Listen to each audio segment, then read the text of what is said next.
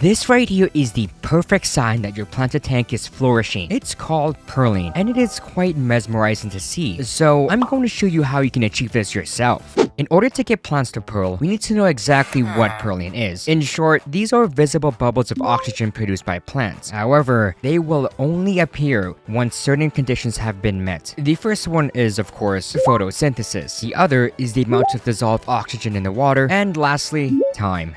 Pearling happens when the oxygen produced by plants form bubbles faster than it can dissolve in the water. This mainly occurs when the water is fully saturated with oxygen, but it can also happen when plants are producing oxygen at a very high rate. One of the benefits of having water fully saturated with oxygen is algae control. You see, cyanobacteria, diatoms, and many other types will have difficulty growing due to the formation of reactive oxygen species. So, our main goal will be to maximize the conditions where plants are able to produce as much oxygen as possible. And for that, we need to take a look at a few variables, mainly the big three. Oh, no! Not you again! Oh, and these guys as well.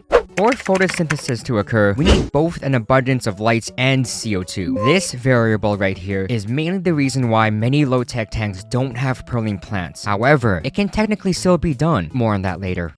The rate of photosynthesis will proportionately increase with an increase in light intensity. That obviously makes sense. However, it will eventually plateau, and this plateau might not be where the water is fully saturated. In order to increase this rate, we need to either increase the concentration of CO2 or have this guy help. Increasing temperature will increase the rate of photosynthesis up to a certain point. Furthermore, as temperature rises, the amount of dissolved oxygen decreases. However, we don't really need to worry about temperature, as the optimal temperature for aquatic plants is typically between 23 to 28 degrees Celsius, and that's usually what majority of tanks sit around. Just saying that we need strong lighting and CO2 abundance means that we are ignoring one important thing: nutrients.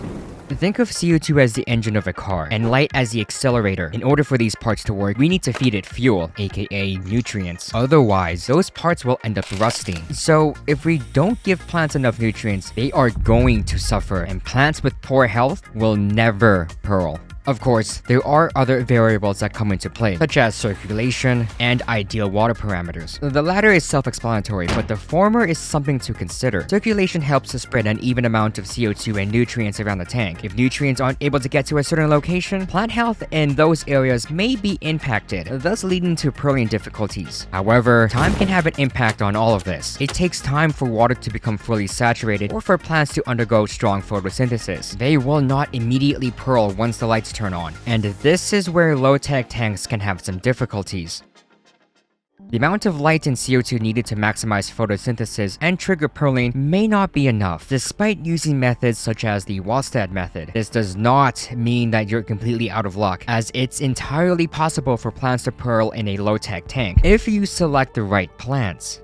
Fast-growing stem plants such as Hygrophila polysperma, pearlweed, and some Ludwigia and Rotala species are able to produce oxygen at a rate that is faster than it can dissolve. There are even some moss species that can pearl in low-tech environments. But the main idea is still reaching the ideal levels of dissolved oxygen in the water. Thus, any tools that can assist us with that is ideal. However, the majority of them can impede with the amount of dissolved CO2 in the water, which in turn can limit your plant's ability to pearl. Now, this is cool and all, but there is still an issue when it comes to pearling. This time, it affects your livestock. Supersaturation of oxygen in water means that the dissolved oxygen levels are higher than what the water can normally hold. Supersaturation is one of the main causes for gas bubble disease in fish. This is a disease where a gas causes bubbles to form inside the bodies of fish. They can appear anywhere on the body and can be deadly if not managed. The only way to prevent this is to ensure you have proper aeration and appropriate CO2 levels. This is just one reason why I always recommend to use a surface skimmer in any planted tank in order to promote adequate gaseous exchange. More on that here. However, there is still one more thing I want to mention, and that is something I like to call pseudo-pearling. Many people believe that this steady stream of bubbles is pearling, but that is far from the case. These bubbles usually appear from a single location on a plant, and the main reason is because a plant gets damaged in that area. The way to tell between the two is that the pearling bubbles tend to stick to the plant and can be quite large, while pseudo-pearling is mainly tiny bubbles. However, pseudo-pearling is still a sign that the plants are undergoing photosynthesis.